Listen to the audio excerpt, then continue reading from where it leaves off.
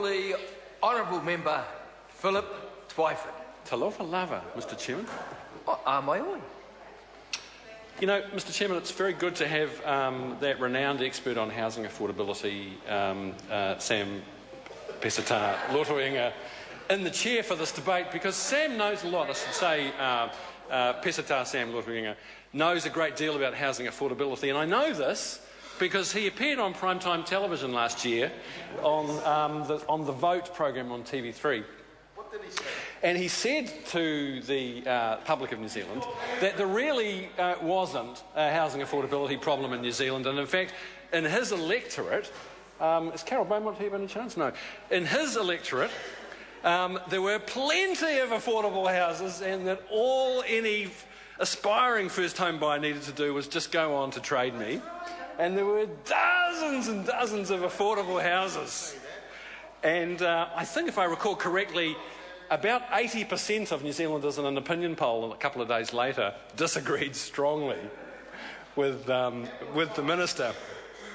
So it's good, and I hope that the Minister will take a call and express similar such opinions about the state of housing affordability in Auckland and his electorate, because I think we'd all be interested to hear that. A prominent economist a few days ago referred to the government's housing policies as being itsy-bitsy. And it calls to mind a song, I think from the 1960s, itsy-bitsy, teeny-weeny. But it's a very good description, I thought, of the government's housing policies. And this, the provisions in this bill, which are purportedly setting out to save money for first home buyers and drive down the cost of new homes by reducing development contributions, I think it's another one of these itsy-bitsy policies that fit into a pattern that we see very clearly with this government, that's about Nick Smith, the Minister, trying to look as if he's doing something about the housing crisis. And what we will see, sir, as we look in more detail at this bill, is that it's better than nothing, but that's a very, very low bar, given the fact that home ownership rates in this country are the lowest they've been in 50 years. 50 years. That the average house price in Auckland is now more than $650,000. First home buyers have been shut out of the housing market because the Reserve Bank was forced into these loan-to-value ratio restrictions because the government had utterly failed to get a grip on the housing crisis.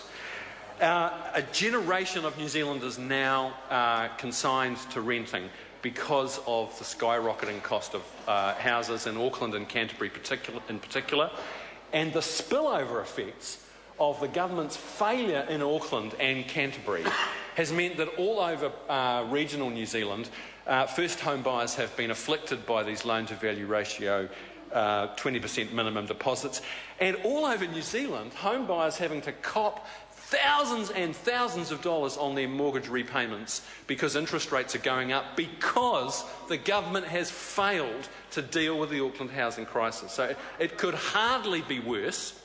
And the poor old National Party members on that side of the House had to put up with the indignity, the humiliation of Nick Smith being forced to concede in question time that 1 year after he announced the government's flagship housing policy, the Auckland Housing Accords, not a single new house has been built in the special housing areas. Not one.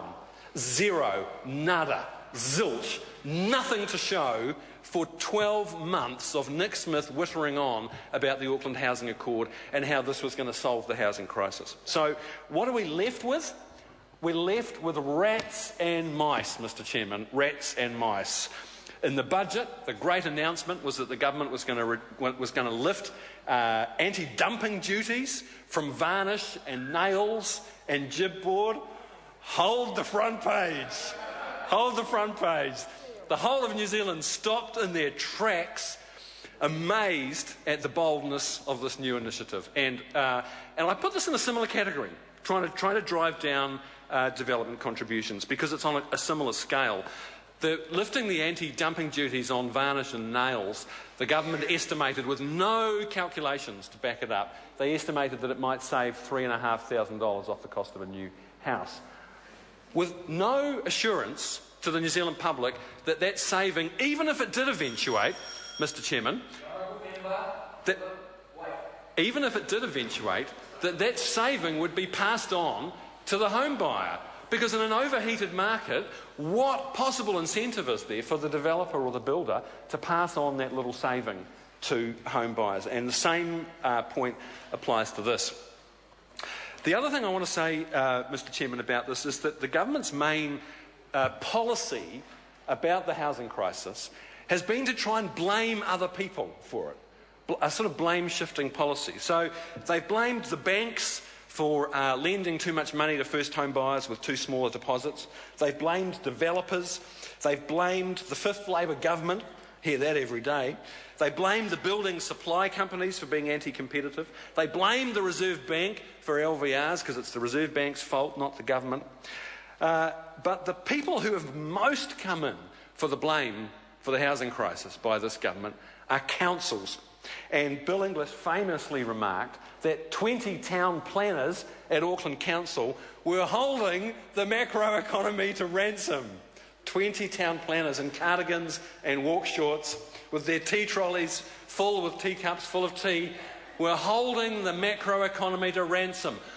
I say to Joe Goodhue, I'm quoting directly from the Finance Minister, this is the national government's policy to blame everybody else. And to be honest, they've run out of scapegoats. They've run out of people to blame.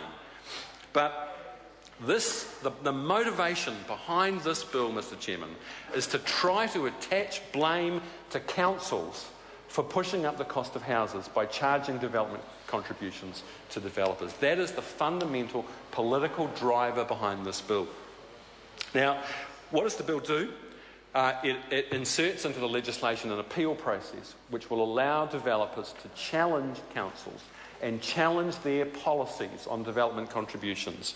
To challenge the actual levy of development contributions in case they can be argued to have contravened the council's policies.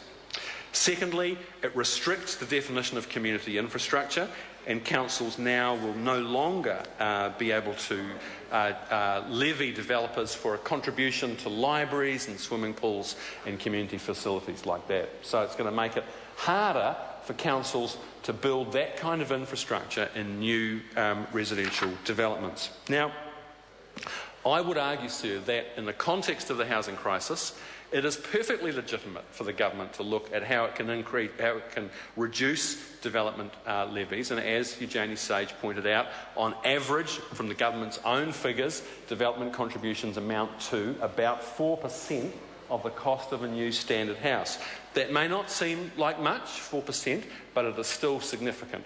And when you add development contributions to all of the other expenses and infrastructure and services that developers have to invest in a new development, that can add anything up to $60,000 or $70,000 or even $80,000 to the cost of a new dwelling. So it's the government's doing the right thing to attempt to do this, but I will argue, sir, that this is a wasted opportunity.